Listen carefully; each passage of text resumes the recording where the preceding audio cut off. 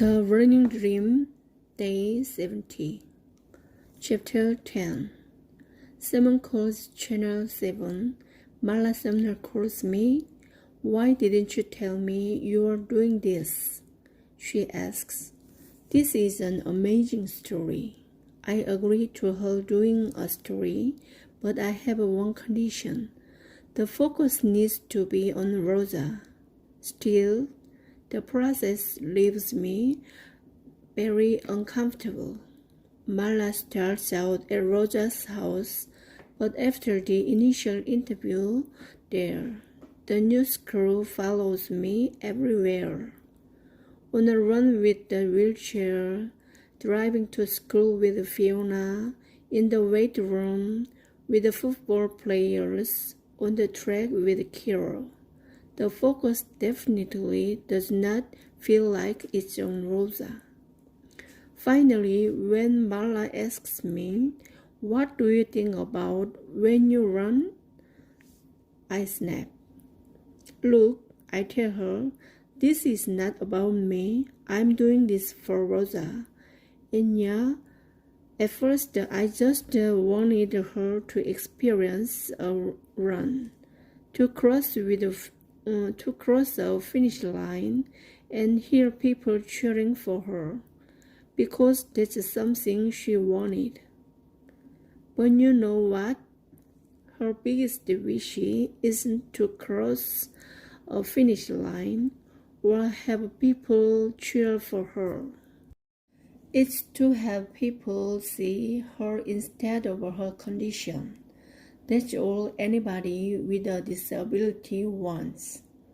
Don't sum up the person based on what you see or what you don't understand. Get to know them.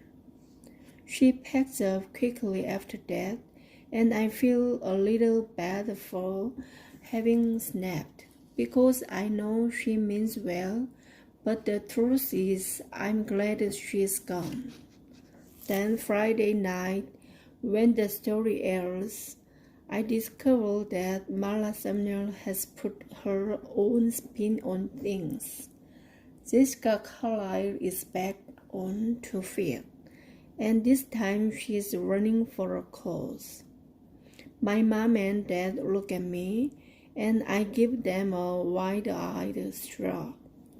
She's not raising money, Marla states. She's raising awareness. I am?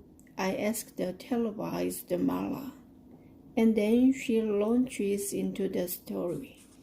They asked Rosa and me to mock up a tutoring session, and this is the footage Marla's voice speaks over.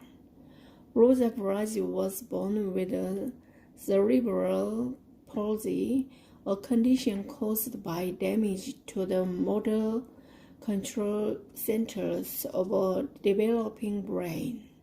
Similar to a stroke, cerebral palsy can occur during pregnancy, childbirth, or up to the age of about 3, and although there is a broad range in how CP can affect a person, in Rosa's case her motor functions have been hindered, but her brain is as sharp as they come.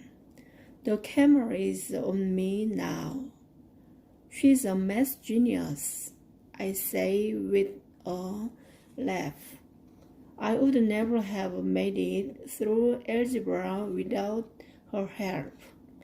And since one good turn deserves another, Marla's voice is saying, Jessica Carlisle wants to have Rosa do something she would never be able to do on her own, go for a run.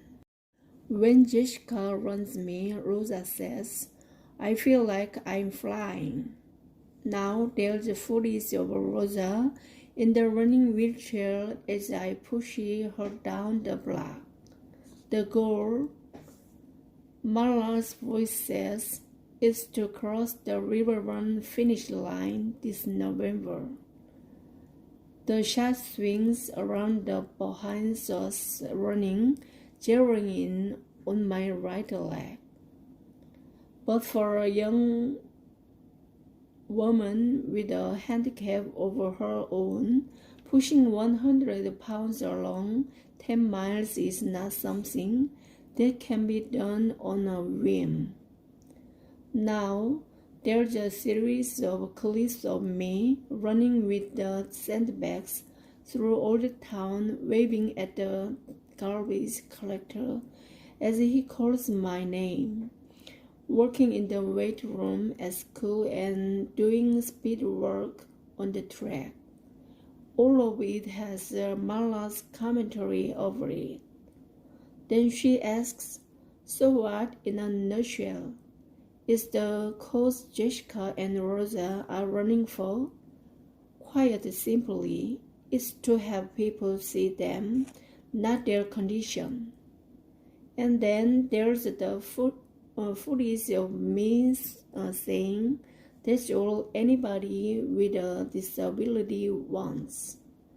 Don't sum up the person based on what you see or what you don't understand. Get to know them. Then they switch back to the studio where Marla and Kevin are behind the news desk. The river run is in 2 short weeks, Marla says, looking into the camera as she winds up the story.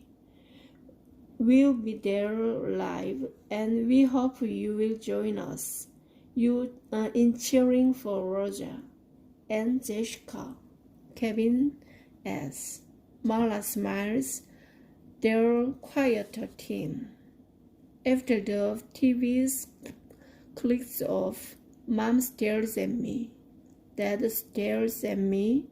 Kaylee, who's been texting the whole time, says, "I thought you were crazy before, but I get it now." And I stare at her because the funny thing is, that's exactly how I feel.